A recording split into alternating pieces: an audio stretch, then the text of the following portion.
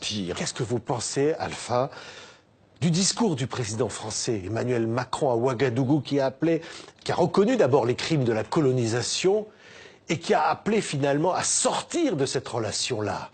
Mais écoutez, d'abord je vais dire à M. Macron qu'on n'a pas attendu lui pour qu'il vienne nous dire ça. On en est conscient. Cette leçon, il la garde pour lui. Vu après comment il s'est comporté avec le président Kaboré, il fallait que son protocole, son chef de protocole, lui dise qu'un jeune comme lui n'a pas le droit de tapoter sur la joue un président, un aîné, qui pourrait être son père. C'est très important. Ok, c'est maladroit, mais je lui accorde des circonstances atténuantes. C'est la faute à son protocole. Mais lui qui parle qu'il faut qu'on change, c'est une nouvelle façon de voir. C'est pas la France-Afrique. Il veut rompre finalement avec la France-Afrique. Mais c'est pas en tapotant l'autre sur la joue qu'on rompt. C'est une façon de l'infantiliser. Et c'est mal élevé. Oui. OK? Mais reconnaître les crimes de la colonisation comme il l'a fait, ça va sur le bon chemin?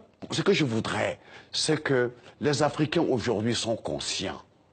Moi, ce que je voudrais dire, que tous les jeunes Africains qui sont dans les grandes universités, qui voient comme ça nos chefs d'État patauger, qu'ils prennent l'exemple d'un pays que je connais, la Côte d'Ivoire, qu'ils fassent entrer des jeunes forces, des jeunes énergies, des cerveaux qui sont ici en Europe, aux États-Unis, en Angleterre, en Allemagne, pour que ceux-là derrière puissent donner des conseils et aider nos présidents à avoir un peu de dignité. Oui, mais qu'est-ce qu'ils peuvent faire, ces jeunes?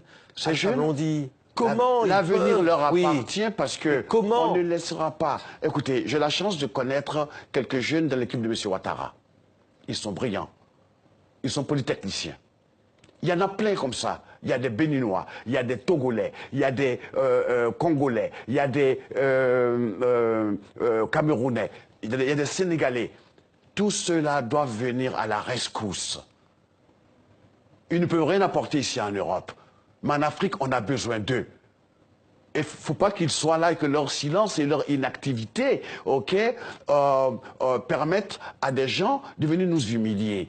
Les énarques comme M. Macron, il y en a aussi en Afrique.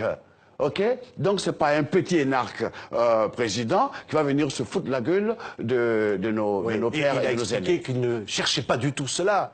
Il a expliqué qu'il ne cherchait pas d'ailleurs à humilier, que c'était voilà, autre chose. Ben, autre chose, justement.